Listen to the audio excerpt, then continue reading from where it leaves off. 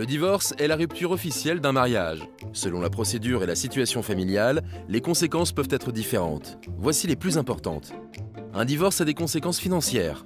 L'un des époux peut verser une prestation compensatoire à son ex-conjoint.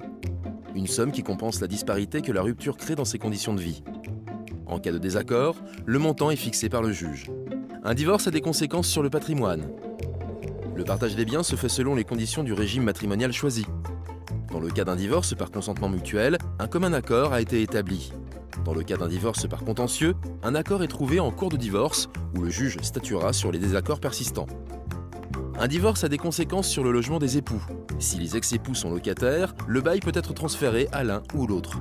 Si les deux ex-époux sont propriétaires, l'un des époux peut demander l'attribution du logement. Il doit alors rembourser l'autre part à son ex-conjoint.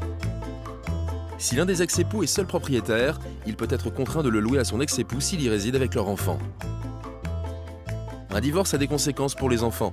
En cas d'accord, les parents ont décidé des modalités de garde. Résidence habituelle de l'enfant, résidence alternée, droit de visite et d'hébergement, versement d'une pension alimentaire.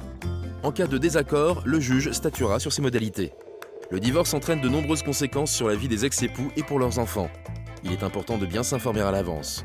Pour en savoir plus sur les conséquences du divorce, retrouvez toutes les infos sur eureka.fr.